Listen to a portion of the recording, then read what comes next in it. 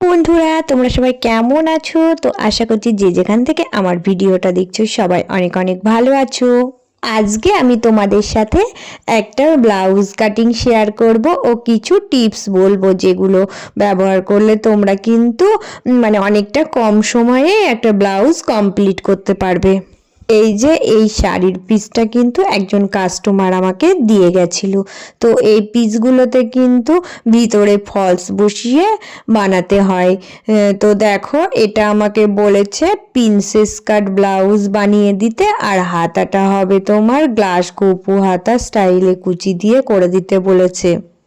আমি কিন্তু ফার্স্টে এর ভিতরে যে ফলস লাইনিংটা বসাবো সেটা কিন্তু কেটে নেব। তো এটা কেটে নেওয়ার পরে তোমাদের আমি পরের কাটিংগুলো দেখাচ্ছি আর বলছি। পিসটাকে ফার্স্টে আমি কিন্তু দুটো ভাঁজ করে তারপরে আরও একটা ভাঁজ দিয়ে টোটাল 4টে ভাঁজ করে নেব, তাহলে কিন্তু একসাথে দুটো পার্ট আমার কাটা হয়ে যাবে। তো দেখো, একসাথে দুটো পার্ট কেটে নিয়ে আমি দেখাচ্ছি।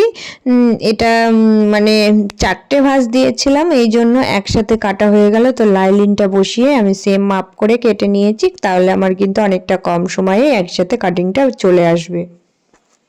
আমি হাতার জন্য ফার্স্টে কিন্তু এই হাতার যে পাড়ের দিকটা আছে, তো এই পাড়ের দিকটা কেটে নেব। কেটে নেওয়ার পর এটা মাপ করে আমি লাইনিংটা কেটে নিয়েছিলাম, যার যতটা মাপ সেই অনুপাতে তো আমি সেটা বসিয়ে লাইনিংটাও কেটে নিচ্ছি।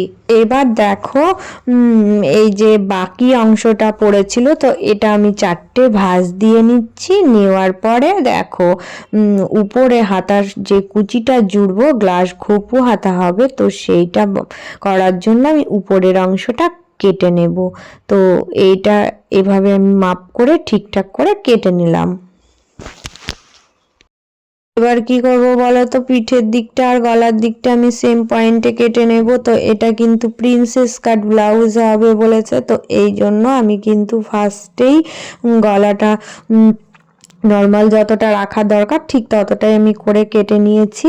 তো পিছনের দিকটা আমাকে কাস্টমার বলেছিল যে এটা কিন্তু এয়ার হোস্টেস পিঠ হবে, পুরোটা কিন্তু হুক করে দিতে হবে। তো এয়ার হোস্টেস পিঠ ওরকম করে আমি কাটলাম, বেশি রকম কাটছি না। তো একসাথে আমার দুটো কাটিংই তাহলে হয়ে যাচ্ছে।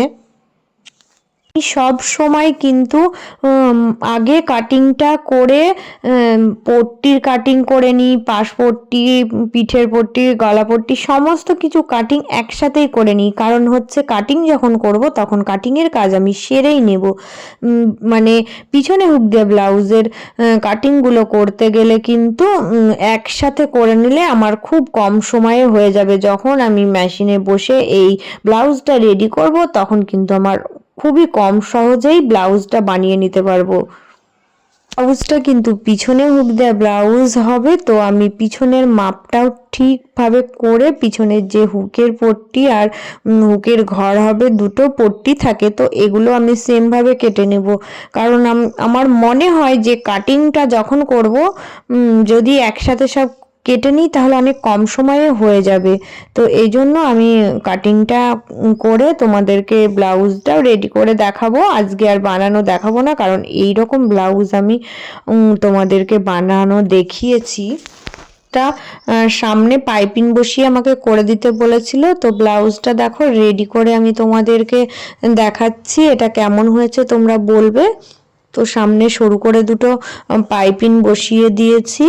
দেখো, গলাটা আর পিঠটা সেম যেরকম বলেছিল আমি সেইভাবেই করেছি। পিঠে আমাকে হুক দিয়ে দিতে বলেছিল, তো পিছনে হুক দেওয়া ব্লাউজই করে দিয়েছি বোট নেক গলার ওপরে।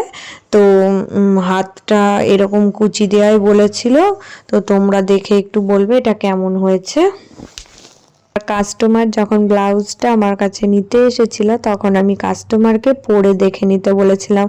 আমি বেশিরভাগ কাস্টমারকেই বলে দিই যে তোমরা জিনিসটা দেখে নাও পরে কতটা পারফেক্ট এসেছে, যদি কোনো প্রবলেম হয় তাহলে আমাকে বলতে পারো। তো এই কাস্টমার আমাকে ব্লাউজটা পরিয়ে দেখিয়েছিল, তো আমি দেখো তোমাদের সাথে এটা শেয়ার করার জন্য ভিডিওটা করে রেখেছি। দেখো কতটা সুন্দর ফিটনেস এসেছে, তোমরা বলবে যে কেমন হয়েছে ব্লাউজটা। দেখো মা কাস্টমার পরে দেখাচ্ছে, আমি তোমাদের সাথে শেয়ার করব বলে ভিডিওটা করে রেখেছিলাম।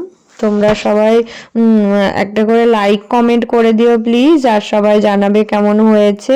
আর যারা নতুন বন্ধু হয়ে আছো তারা প্লিজ চ্যানেলটা সাবস্ক্রাইব করে দিয়ে পাশে থেকো। আর সবাই অনেক অনেক ভালো থেকো।